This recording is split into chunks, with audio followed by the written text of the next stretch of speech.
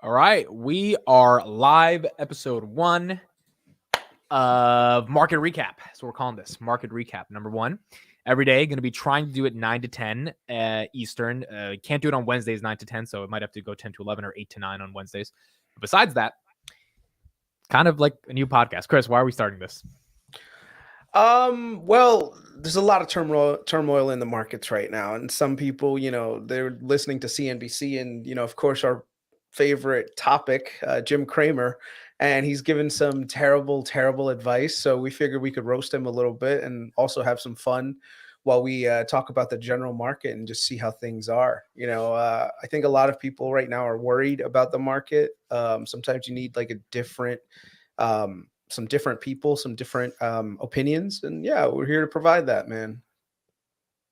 Yeah, and also it was when Chris told me about the idea, I was like, yeah, that's kind of fun. At the end of the day, we just recap everything that's going on, get to make some more content out of it, get to discuss more stuff, get to talk about stuff when it's breaking every day, so you don't have to wait another day to make a video about it. So yeah, it's kind of what we're doing. Probably we'll have guests, a bunch of different people. Yeah, cool thing to do. Yep. So I had an interesting day. We all saw that. I had a very interesting day. First off, I want to give a shout out to everyone who came and watched me pitch Mr. Jason Calacanis today. I really didn't expect that many people to show up there. There was like 40, 50 people in the chat just like spamming my name, which was really cool. Did not expect all the support, but honestly, thank you guys from the bottom of my heart, whoever showed up. It was just really awesome to have a whole community behind you, everyone wanting you to do well and wanting you to perform and kind of just cheering you on, when you're on a jury. So a lot of people don't even know who I am, really. Barely talk to me, only see me through Twitter, on YouTube. So just absolutely means the world. Pitch, let's just say it didn't it didn't go to my expectations as good as it could have gone. And I have a lot of things to say on it. But Chris, you saw it. What were your thoughts when you saw the pitch? Well, I'll be honest. I was thinking the same thing that Jason was right before you said it. I was like, he knows his material, but he's saying it so fast. It's coming up like a Tommy gun, So a lot of times, and here's the funny thing though. Did you have like a time limit on how long you could present? We had 2 minutes. Yeah.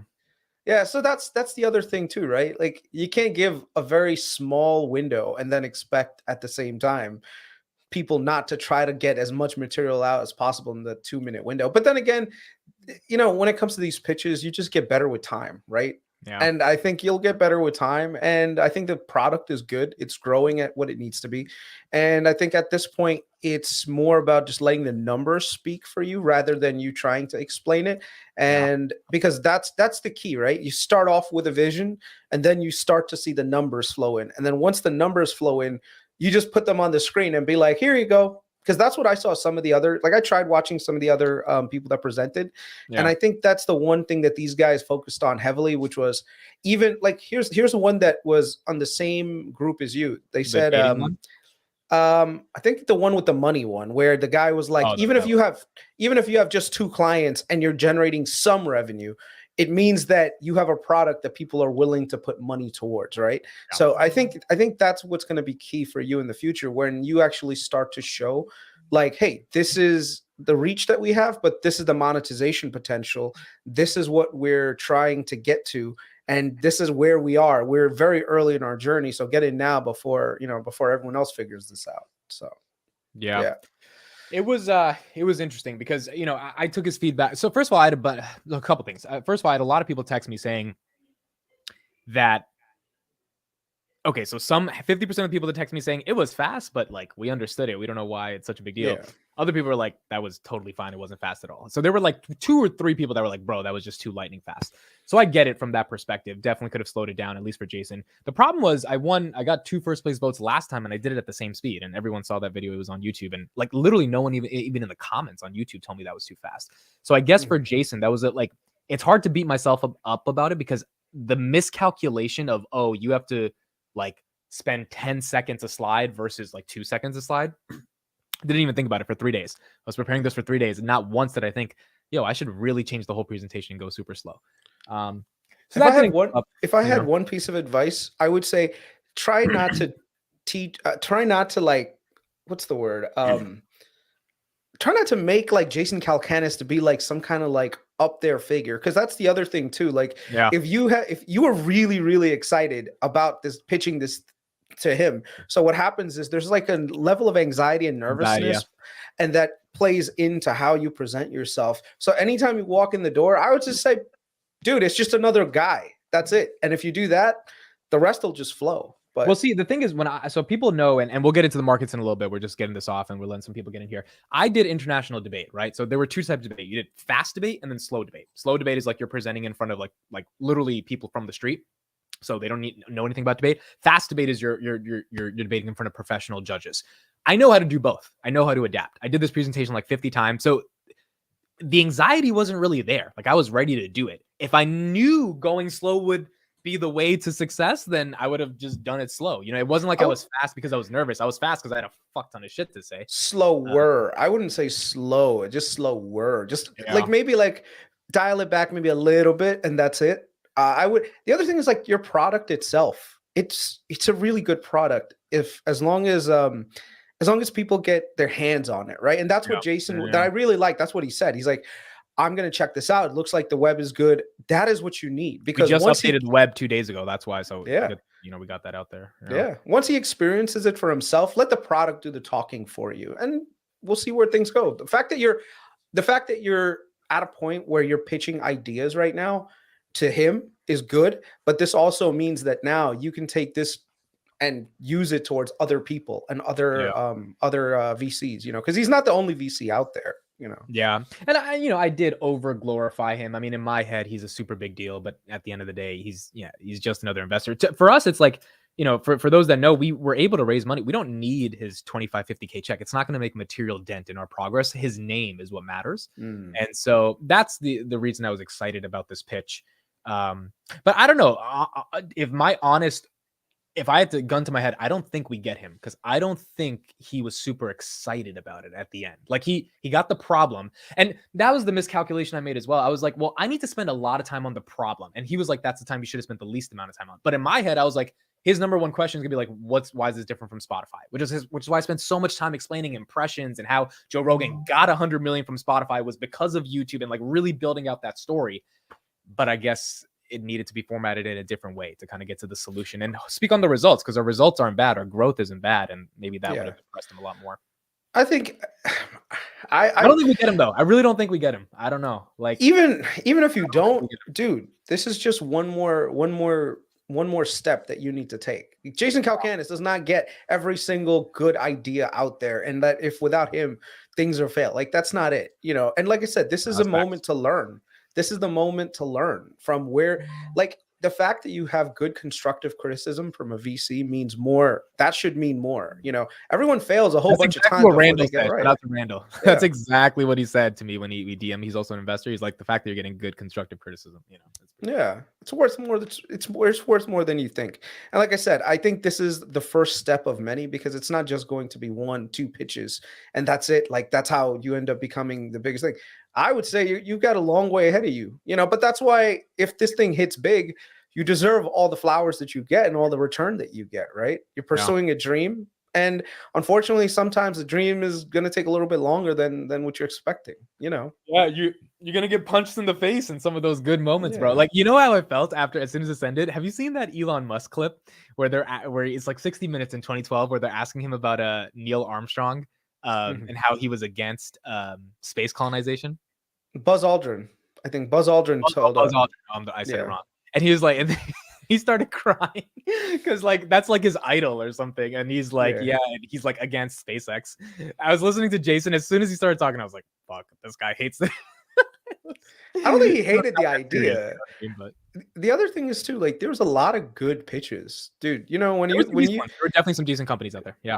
So when you see a lot of 20 best ones out of the cohort, yeah, if you see a lot of other things, what ends up happening is the cream rises to the top. So you got to figure out a way to become that cream so that you rise to the top, which you've done pretty successfully now. You're still well funded. You're not in SVB.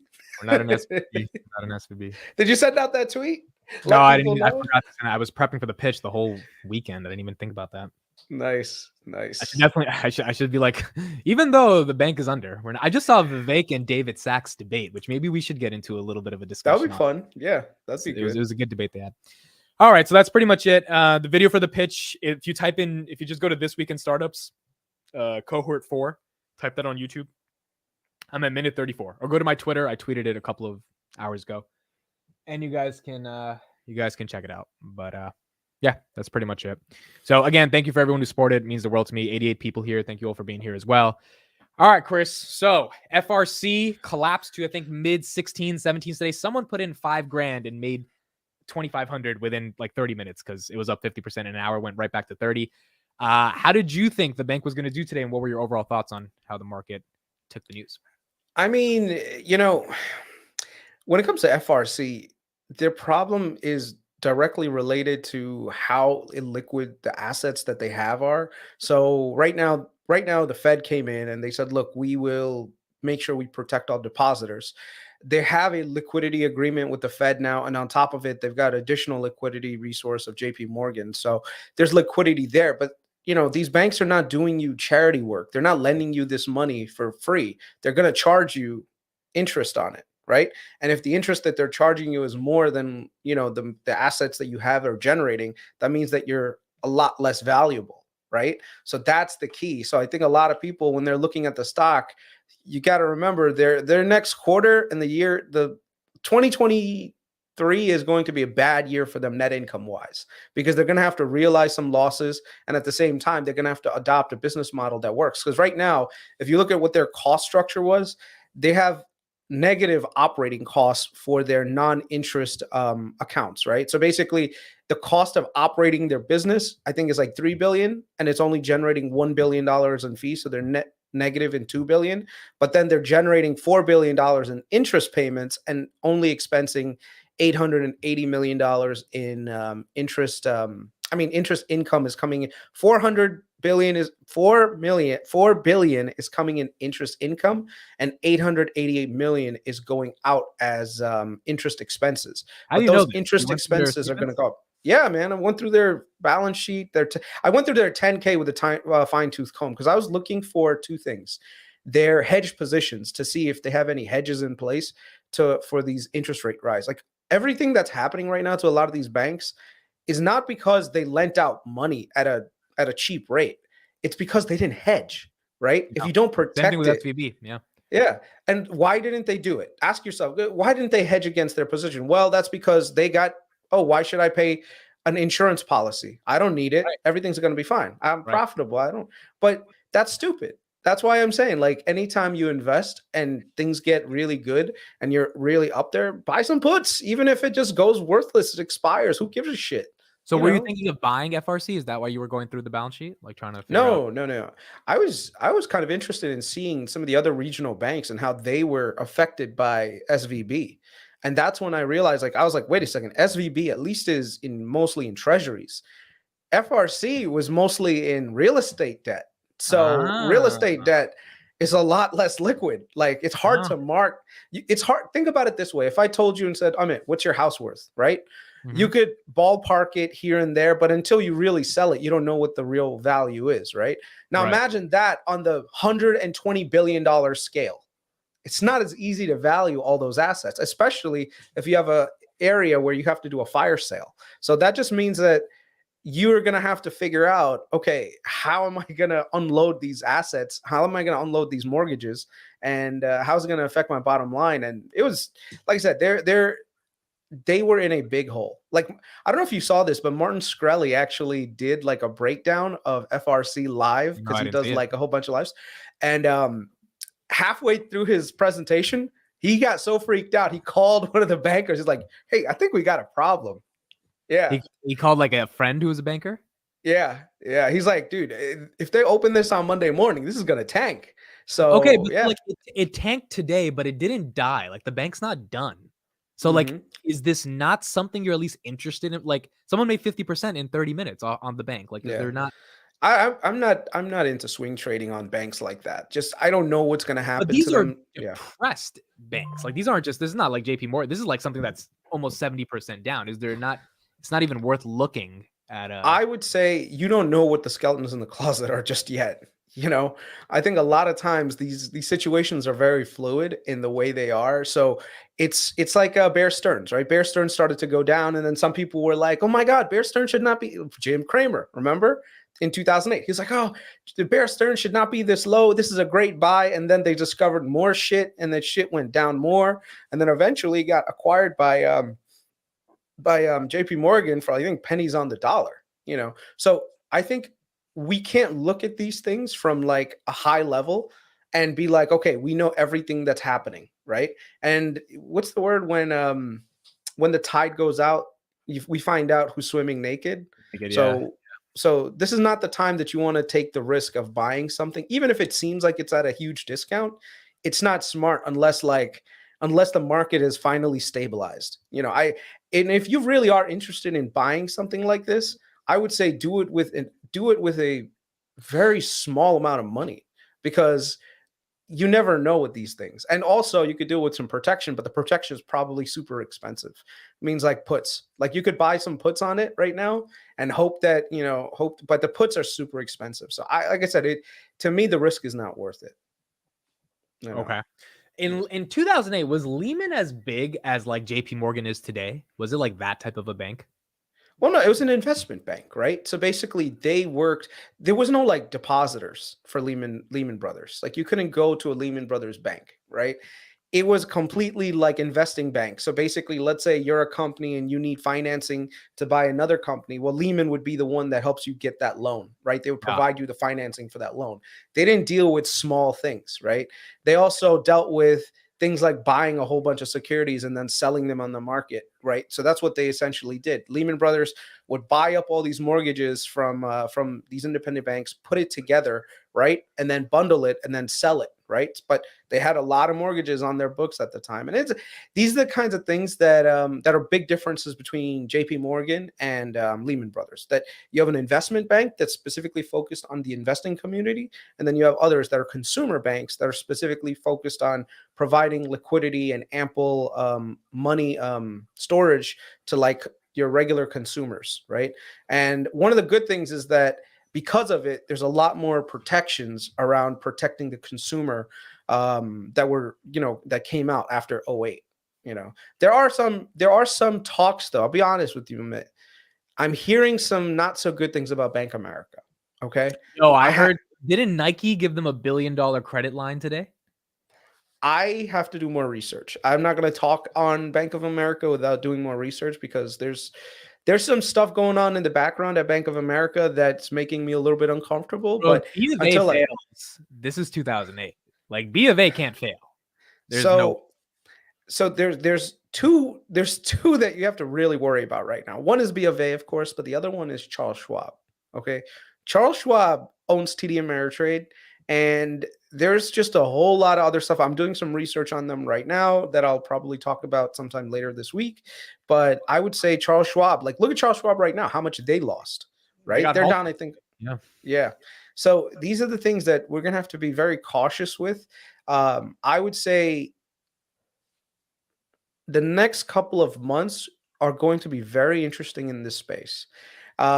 There's going to be a lot of people pulling their money from certain some of these companies, because at this point the federal government has basically told you, like, listen, we're not going to backstop the owners, we're only backstopping the depositors. So if you're a shareholder and shit happens, you're not protected. So be on the cautious side of that. Well, Warren Buffett also owns a ton of Bank of America as well, right? Yeah. I mean, if he sells, if that 13G comes out, that would also be interesting. Yeah. Is it 13G or 13F? I don't know, whichever one. Yeah. So Go ahead. No, I was gonna say that's if Buffett starts to sell, that's a bad sign, man. You know, typically Buffett. But here's the thing with Buffett, he's holding on to so much cash. He's probably loan sharking the shit out of these guys in the background right now. And we won't know this until later in the cycle. So basically, the way that Warren Buffett operates is that he keeps money on the side until you get desperate. And then he comes to you and says, "Hey, listen, I will help you out, but it's going to cost you." You know, and then he just milks you for the next 10 years, which is Warren Buffett, man. That's what he does. So do you have any reason to be bullish right now in this market, or could you see things heading south? There's pockets of bullishness that we should all be aware of. Like number one, um, inflation is starting to come down from what I'm seeing significantly from some of the independent data sources that I'm seeing. Yeah. So a combination of lower than expected inflation and on top of it a systemic banking crisis means a pause and end to the rate hikes. Like that is it. Like you won't see. So right now the terminal rates were projected to be like 5.5.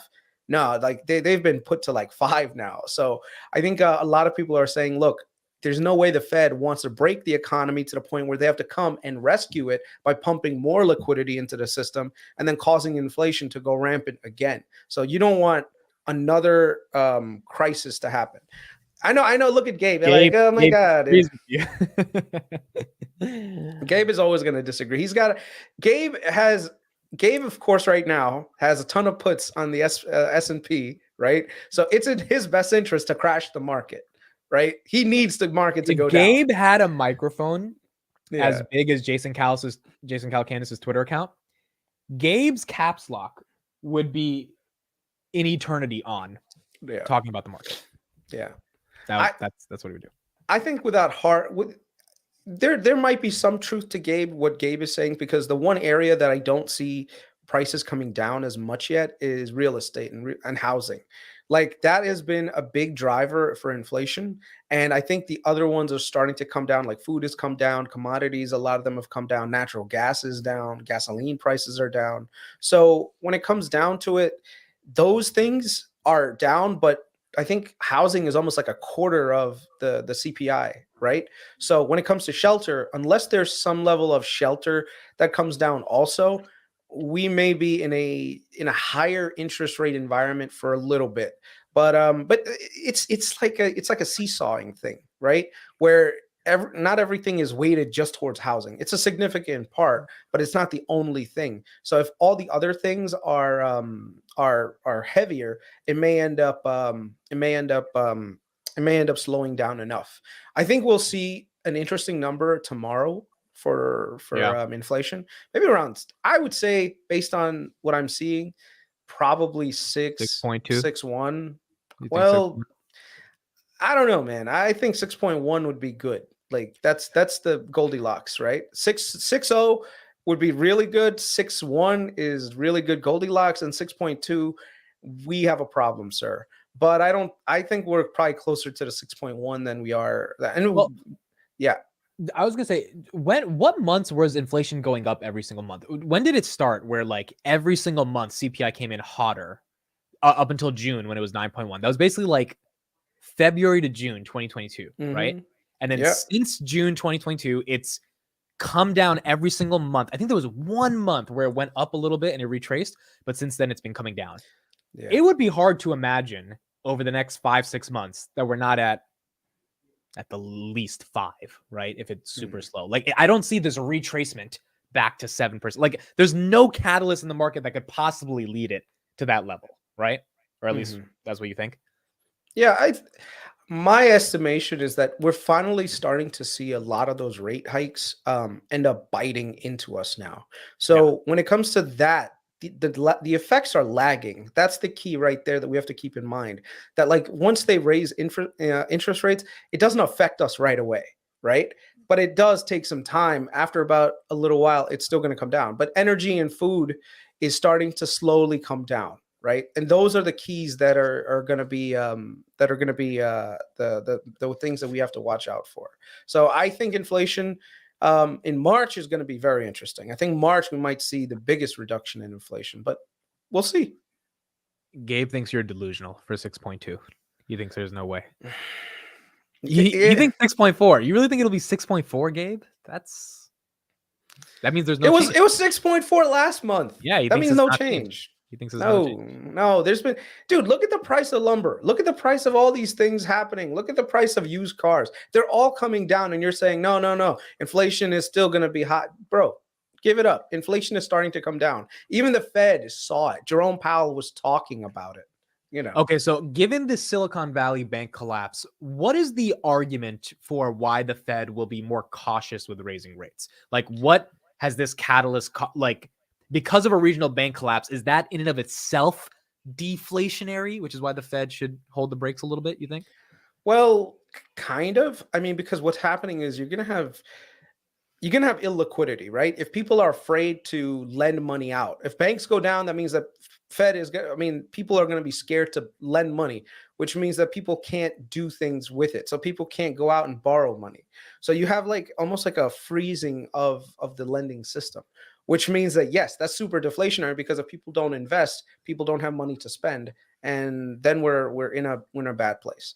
So yeah, it is kind of deflationary. I think people are going to be cutting back. The other thing is the impacts of withdrawals. Like you know, you look at it right now with all the Silicon Valley funds, right? They're going to be made whole, but had this gone through and a lot of these guys weren't able to get their money out or they It would wouldn't be bad. get their money, it would have been really bad because now the entire area of Silicon Valley, all those people, they still have employees who have mortgages, who have, you know, rents that they have to make do. If you collapse that bank, it would have been really bad for that region and overall maybe a few more areas of the country as well. So I think this is deflationary. The other thing is as you go higher in the interest rates, you're bound to break things and you're bound to break more things the higher you go. So if you raise, like, let's say right now, the Fed, for some reason, raised the rates like 7%, you're probably going to have a housing crisis. Why? Because that means that anyone who needs to refinance their mortgages and who have loans that are maturing and they're resetting to a higher rate, they're not going to be able to make payments. I mean, or at least they're not going to be able to make the new payments, which means that they're not going to probably refinance and they're going to have to come up with the money somehow. So these are like the crazy things that happens. The more you raise the interest rates, the more likelihood it is that, and especially the velocity, that's the key. The faster you raise rates, the more likely it is that you break things, right? So think of it this way. Like, you ever heard of the boiling frog? You know that boiling frog experiment? You know what I'm talking about? I think I've heard of it, but I don't remember. Okay, so if you have a frog and you take him and you put him in like boiling water and you toss him right in there, the frog will jump out. Like there's no way he's not going to stay in there. But if you take the frog, you put him in like warm, like, you know, just like room temperature water, and you slowly raise the temperature, the frog will boil to death, right? So technically, that's what they need to do. They need to boil inflation to death right now. So if they do it nice and slow, it'll be okay. But if they try to, you know, just go crazy with it too fast, they're going to break something. So, yeah. Carlos says Biden said the inflation number was looking good and he gets the data days in advance. I also think that's true. I mean, like Biden said it's going to be a good, like we know they have the numbers, right? That's not like a surprise. Biden said he's confident inflation will be fine. Tanner says the boiling frog is a myth. It probably is, but you know, it's an analogy a lot of people use, so that's why I used it. You know. Okay. Anything else you have to say on the Fed or SVB or anything else like that? I would say, yeah, I think this is a pocket. These are the times of opportunity that we should all be starting to look at. Like I'm salivating right now, looking at the market. Yeah, we saw your tweet with the Joker being all excited to buy. Yeah, because you know, I know everyone keeps like quoting Warren Buffett when things are really good. They're like, oh, when things are really good, you should be selling. And when things are, but no one applies that logic. Everyone still goes under this fear and with it. So it's basically almost like there's advice out there, but when it's time to take the advice, you're like, whoa, no, I'm not going to take that advice. I'm going to stay away. I'll be blunt but honest. I hope people panic, lose their shit, and sell. I have capital on the side for occasions like this and want to build generational on top of the dead, rotting generational wealth. Yeah. Generational wealth. Yeah. Use the word carcasses. That's amazing. Of these banks and their investors. I'm not going to pretend I care about the economy, people's jobs and investors, etc., like these Wall Street and Silicon Valley titans who are crying crocodile tears while simultaneously getting ready to feed on those same dead carcasses. My message is to everyone. Panic, cry, scream, and sell. I'll be buying your tear-soaked IOUs at 50 cents on the dollar. This one got 17,000 views, bro. This one resonated with people. This one. Yeah. Because I said what everyone was thinking. You know, a lot of these Wall Street guys, they come on, like, look at Bill Ackman, right? He's probably the worst culprit of all of this, where they come out and they say outright, like, oh my God, this is blah, blah, blah. But they've got money on the side right now, just waiting to pounce and buy things up as quick as possible, you know? So yeah, I think that's the key, right? Like right now, right now is a great time to be a capitalist, right? Not a pseudo capitalist, a capitalist. If you're a real capitalist, this is when you celebrate. Do you think capitalism is sustainable? Yeah, I think it's sustainable. It's the Like, healthiest. do you think eventually we have to go into a socialist world because growth like stops, like because of technology or something one day? I don't think so. I think Like capitalism. where we're gonna have to redistribute wealth because there literally isn't enough innovation to I think keep. that argument's been made. That's the same argument that gets made every decade, man, when new things comes out, right? Like, remember when the internet came out, everyone's like, "Oh my god, everyone's gonna lose their jobs." Blah blah blah. No, new jobs get created, new stuff gets created. Oh my god, robots are coming. They're gonna take everyone's jobs. Okay, well, who's gonna build the robots? Who's gonna design the next generation of robots? Who's gonna program the robots? You know, all these things have to come into play. So I think as industry comes along, new stuff comes along with it, right? So yeah, I think we assume that the next generation of technology is going to replace us all, and I've heard that argument forever, man.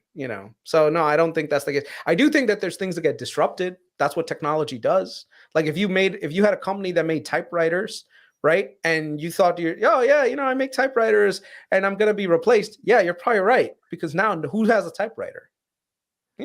Okay, So so speaking of technology that has led to more innovation and change things, NFTs, pretty big thing. 2021, Beeple sold his for 69 million. Facebook embraced NFTs. 3 hours ago, they said we're getting rid of any NFTs. What is your take on why Meta basically decided to axe their NFT and basically isolate all the digital Web3 artists from their platforms? I think sometimes people get ahead of themselves and get too invested in a technology that might not necessarily have real value behind it. And then once that's revealed, it's almost like the cat is out of the bag, right? How many times have you seen technology come out and you're like, wow, this is the next greatest thing. This is going to be the best ever. And then you wake up and then a year later, it's like, wait a second, were we really buying pictures of monkeys? Like, really? This is the kind of stuff that happens. But this is good, because this is what moves technology forward.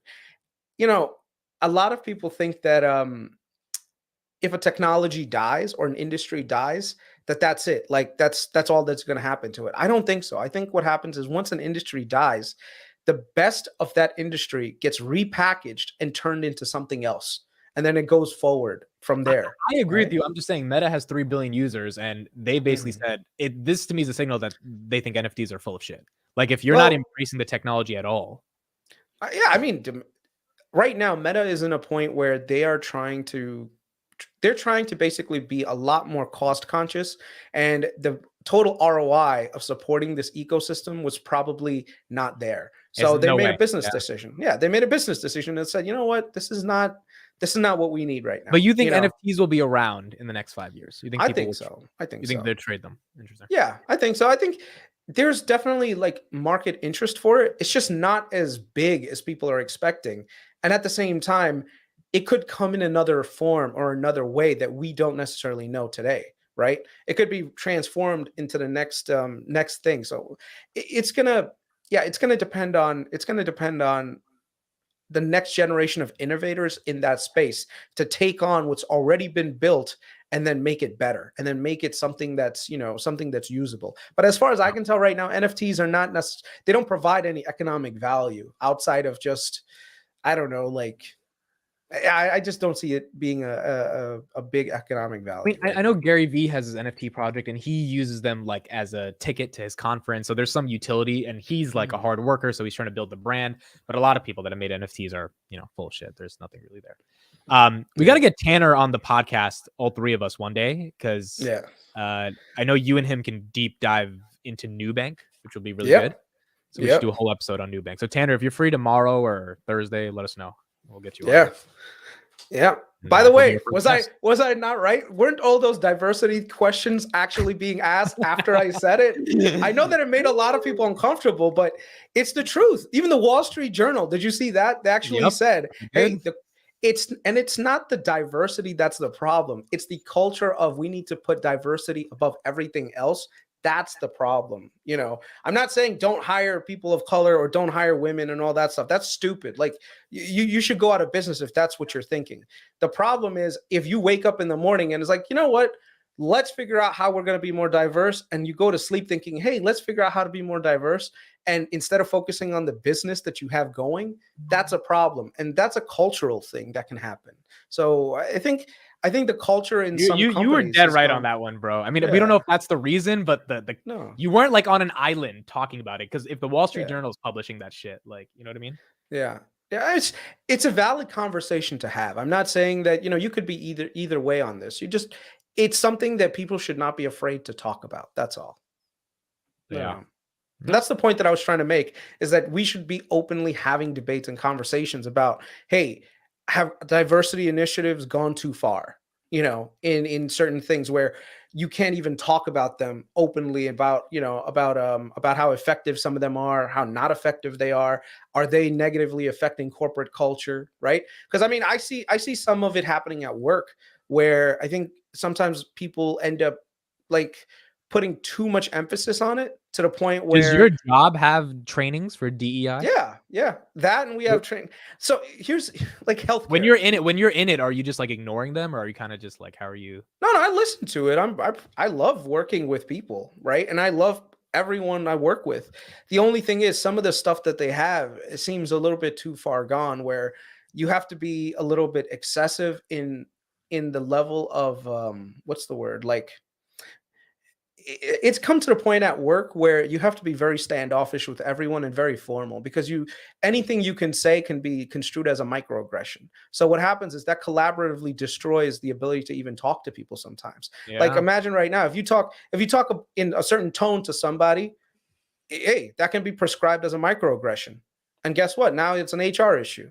If you say the wrong thing around the wrong person, they may take it the wrong way. And the more sensitive you become to these things, it ends up becoming that you lose that collaborative effort in the group setting, where, like, let's say me and you are having a conversation, right? And I'm walking on eggshells the entire time. Dude, we're not going to be able to have that real collaborative conversation. You know what pisses me off, bro? I was going to tweet this, but I feel like it would have got too many people butthurt about it. So I'm going to say it right here. And if Audio becomes successful, bro, if Audio becomes successful, the amount of shit journalists are gonna have to go through my YouTube channel to pull out little clips of me saying shit. Like, I'm definitely getting canceled if Audio. I don't think I've said anything crazy, but what I'm about to say right now, here's the. So test. Don't say it. See, don't say it. No, in my head, it's objectively not crazy, but it is fitting your argument that it'll be construed as crazy. Okay, here's the thing. It's actually not that bad, but you'll see what I mean when I say it. I think it is the most narcissistic thing in the world to get angry at someone, like actually upset, when they say your name wrong. Now that right there is gonna get clipped one day, and they're like, Amit doesn't care about ethnic names, all this bullshit. Like my name is not an easy name to say, even though Amit, right? But I've heard Amit, I've heard this, I've heard like a ton of. Whenever someone says it wrong, I never correct them. They have to like follow up a second, like, is that how you say it? I'm like, it's actually Amit, but it's not a big deal, right? Because in my head, I'm like, I don't want you to feel awkward. I know it's not John. I know it's not Jake. I know it's not phonetically that easy to say. I get it. If I was in India, it would be very easy. I'm not in India. I'm in America. Second of all, I don't think it's non-inclusive for you, someone who's not Indian, who doesn't know the etymology of my name, to say my name wrong and for me to get offended. Like, I personally I'm just like, it's narcissism. You're taking a shot at Hasan Minhaj right now, because he's the one that brought up on the Ellen show. And first of all, Hasan Minhaj is not funny. Like, let's just make that very clear. The guy is not funny, and I don't care if I'm putting down Indians for saying Andrew Scholes is funny. He actually says the shit that makes people laugh. Hasan Minhaj does not say anything. But second of all, he gets offended. I'm like, bro, don't tell me you have it that bad in America. Indians have done very well. You're gonna get offended over your name. That's the argument you're gonna make. I mean, that's ridiculous. Ridiculous. I think that's the problem, right? That we have to stop being so sensitive to everything and take things so personally, right? Just because someone doesn't pronounce your name right, oh, it's because you hate me. Like, no, dude. Or it's because you're too white. You only care about white people's names. It's like, no, they haven't had exposure to your name. You can correct them. Feel free to correct, but to get visibly offended at it, as if like you're entitled to your fucking name sounding so. I'm like, that's ridiculous. That's insane. But see, if I have a company one day and I have a big corporation and Audia has 50,000 employees, right? You can't say someone's name the wrong way because that's like a H and like, like they're gonna, that's an HR Yeah. thing, right? But see, that's the key, that when you're building your company, you want to create a space where you don't have toxicity around both sides, where you don't Yeah, have like people being offensive, but at the same time, not being visibly like crazy, get offended too, right? So exactly. you as the CEO are going to have to set the culture. And I think that's one of the problems with some of the Silicon Valley stuff that's happening, is that the people at the top are setting the culture that it's okay to be offended all the time about everything. And that I don't think that that's a business model that's going to work, because that's just going to cause a lot of breakdown in people interacting and having meaningful collaborative discussions around how to make their business better. And the minute that you lose that and you go to the point where people can't talk to each other because you feel that you might offend someone, Mhm. it's bad. It's bad. You know. Rocky said it correctly. Brian Armstrong, All In Podcast, did a great pod about this a year ago when Brian Armstrong basically said, we're not talking about politics in the workplace, because his argument was if crypto succeeds, the amount of economic freedom in his mind that we're going to give to the world massively outweighs you talking about Trump and Biden at the water table. And so he banned politics and people quit. And he was like, good riddance. Like, because that's the type of corporate culture he's trying to build. It doesn't mean to like be racist at the office or anything. It just means to not have these types of heated discussions that aren't going to be productive.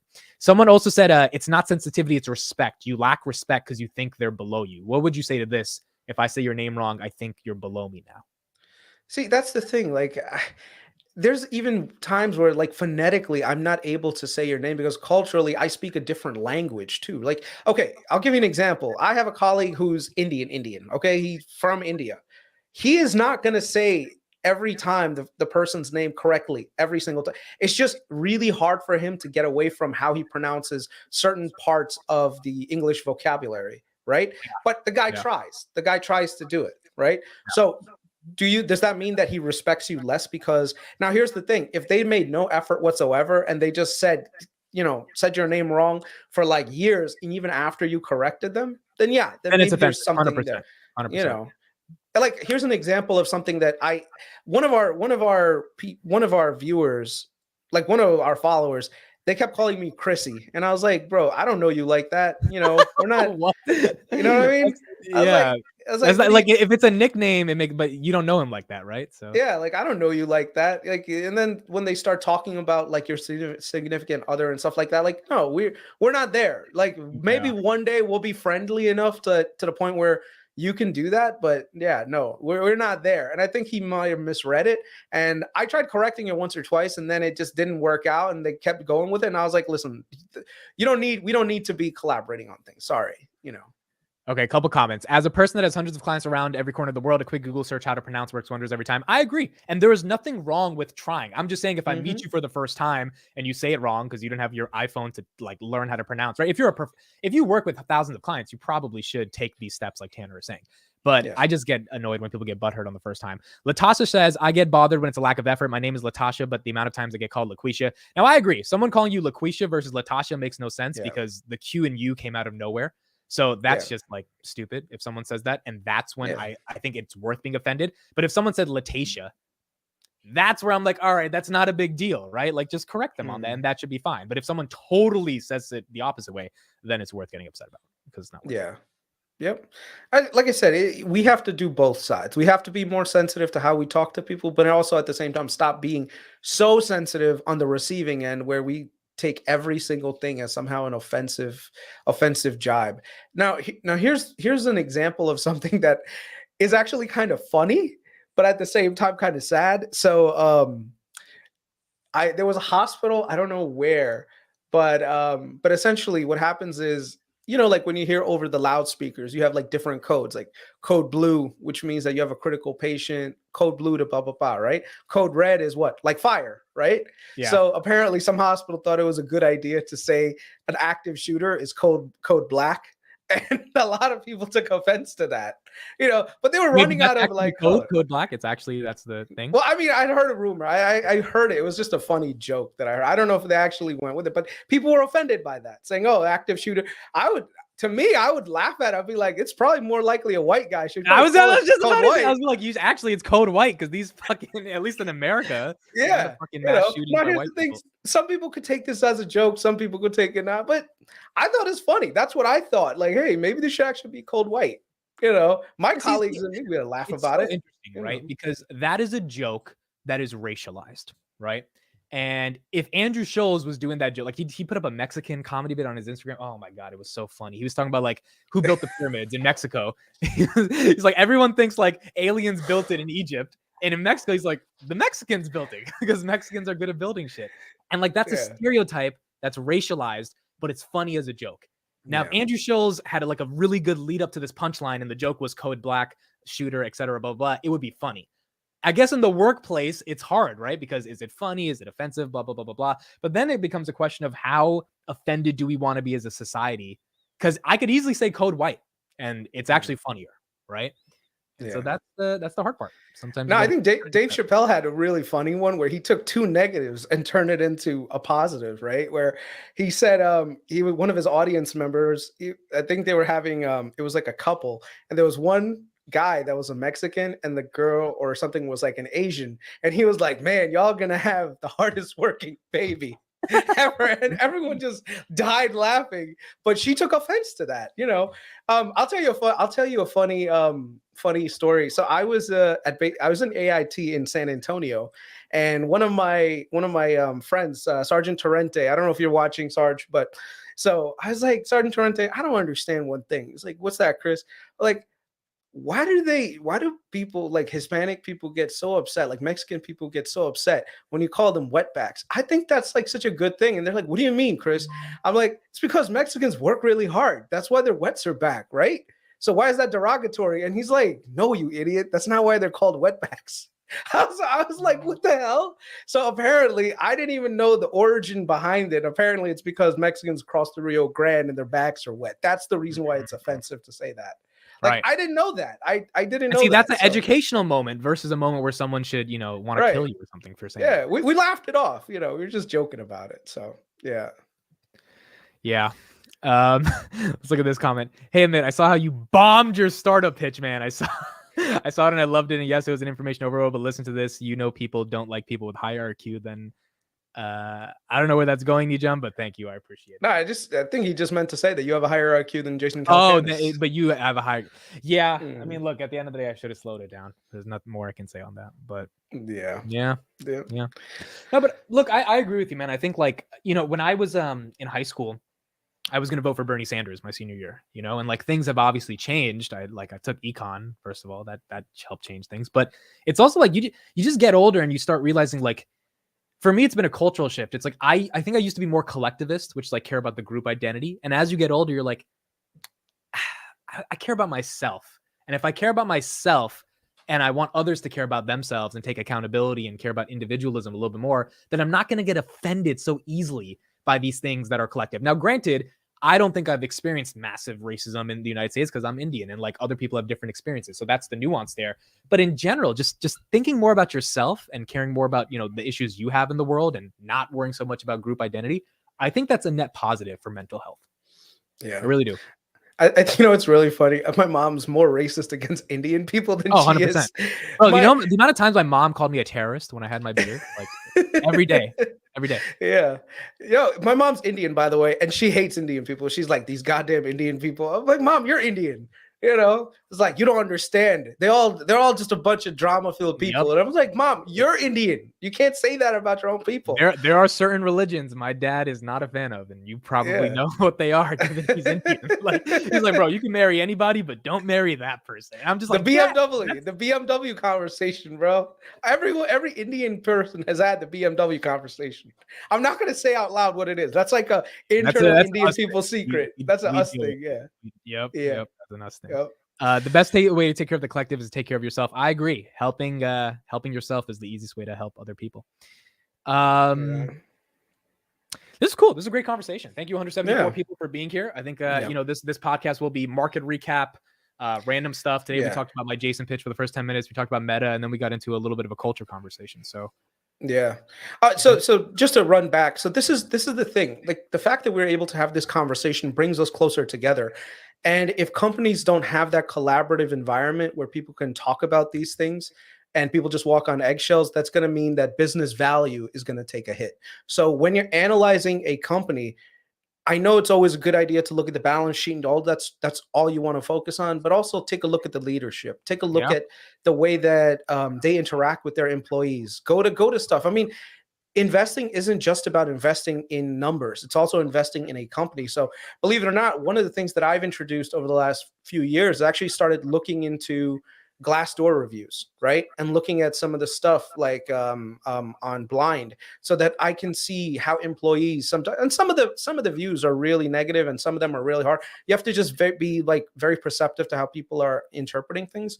But if you see a company whose corporate culture is on the decline, that might that that That might means a lot. mean that of huh Yeah, it means a lot. It's a yeah that and that's the thing. That's like one of the first signs that the company's headed into the wrong direction, right? So yeah, I think that's one of those things that people I wouldn't put just 100% weight on. Okay, the company culture is bad. That means the company's bad. But I would say that that should be a part of your investing it's analysis. Yeah, I mean, look, small analogy, and then we'll end it here. My sister is a administrator at school. She was a teacher for 5 years, and recently she's had a pretty hard time being an administrator because there's some big cultural divides in her school that like she's responsible for now that she's an admin, and it's ripped the school apart. And so same thing with a company. Like if there's cultural stuff going on, whether it's lack of innovative culture, where like you got at Google, people are just sitting around making 500K doing nothing, or you've got racial tensions, sex tensions, like Uber, CEO, he got ousted because Hmm. there was a lot of sexual harassment stuff there. It can be the decline of a company. And look at Uber stock; it has barely recovered since it went public. I mean, Yeah, it yeah, went at 100 billion, now it's barely at like 60 billion. So, and yeah, that's not only because of the cultural stuff, but you know what I mean. It definitely plays a part. yeah, yeah. Are you looking Okay, at anything for the rest of the week? All right, first of all, what CPI you think we're gonna have? What do you think we're gonna have? I think we get 6.1. I think that's reasonable. 6.1? Okay. 6.1 is Yeah. reasonable, and every estimate I've seen is like I've seen the lowest is 5.8, which would be amazing, but Hmm. I think 6.1 is reasonable. Now, last time I was wrong on it. I thought it would be 6 and got Yeah. 6.4. And Can you put up the chart that I put up a while ago? Like it's pinned on my profile. I've actually yeah, done pretty decently well in getting the CPI numbers right. It was literally like a lot of just Excel math that I have. I even lost the spreadsheet that I have for it. But I wonder what did I say was going to be?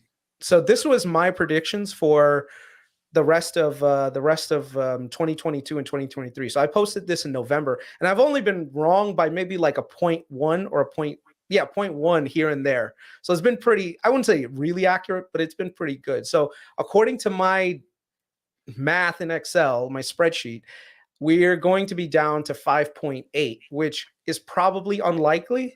So in order to keep maintain my somewhat of a record, 5.9 is what I would need, to mm, be like somewhat right. And then next month is probably 5.4. So we'll see. okay. Let's see tomorrow. I'll be covering it on the market open. We'll be back at 9 p.m. tomorrow. If you guys enjoyed this, please tune in again tomorrow. Links in the description. Chris's Twitter, my Twitter would mean a lot if you guys follow us. Yeah. And that's it. DRK, If thank you for being here as well. yeah. P, If thank there's you any guys. if Yeah. there's any stocks you guys want us to take a look at, I'll happily look at it and maybe we can have a discussion around it. Also, if you want to be a guest on here, I think a third person that lends some conversation would be fun too. So Tanner, definitely hit us up, man. It'd be good to talk. Yeah, we'll get Tanner up. And yeah, if anyone wants to be a guest, I think this is kind of cool. It's just late night chilling, eating some snacks, popcorn after a long day of work. Get to see me and Chris try to be a little intellectual, a little funny for you guys. And that's pretty much it. Yeah. Yeah. All right. Take care, All right. guys. See you guys. Good night. Bye.